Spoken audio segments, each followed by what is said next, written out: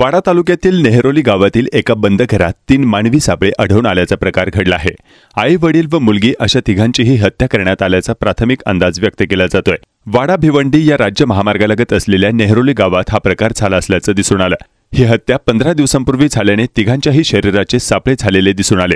नेहरोली या ठिकाणी गेल्या अनेक वर्षांपासून मुकुंद राठोड वय वर्ष 70, कांचन राठोड वय वर्ष 65 हे वयोवृद्ध पती-पत्नी व त्यांची दिव्यांग मुलगी संगीता राठोड हे कुटुंब राहत होते। त्यांची दोन्ही मुले नोकरीनिमित्त वसई या ठिकाणी आहेत।